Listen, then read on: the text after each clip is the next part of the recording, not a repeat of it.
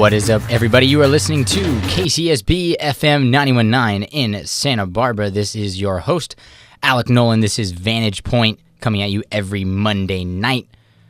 And today we're going to talk about the hot stuff that happened over the weekend. We're going to open up with the kickoff, as we do every week, the three hottest topics from the weekend.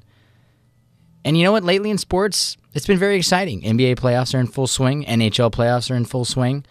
But the king of them all, the NFL, made its really big debut party since the Super Bowl back all the way in February with the NFL draft. And it is utter amazement to me that the NFL, regardless if there are games or not, finds a way to be the most captivating professional sports in the United States. Maybe not across the world. Obviously, football, known as soccer, is bigger, but nothing is bigger, brighter, more exciting, and just more entertaining than the NFL. And especially the draft. It's like a giant reality show.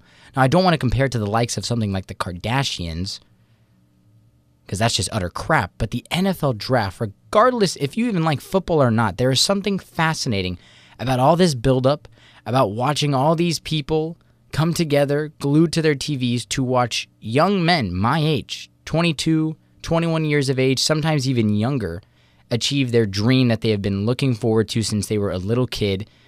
These giant men coming up there, some of them 6'5", 6'6", 300 pounds, coming up there hugging Commissioner Roger Goodell, some in tears, some overjoyed.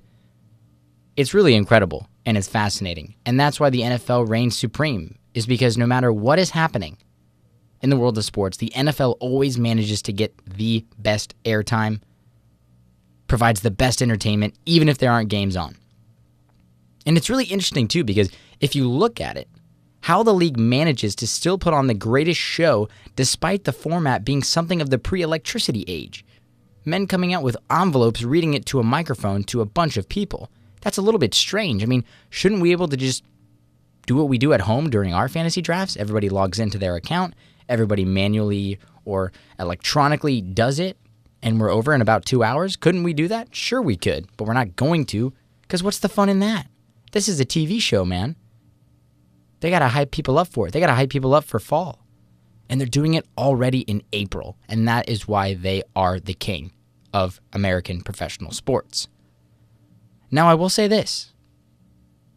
Even though the NFL draft can be a bit boring at sometimes to people, or maybe some of the picks that we see aren't that exciting, you know, they start drafting those offensive linemen, they start drafting the defensive tackles, and we're just kind of sitting there like, well, these guys didn't really put on a show, and in college, we don't really know them. Good for the teams, and good for this guy, but hey, we're not really interested. This draft was interesting. This draft was exactly what the NFL needed.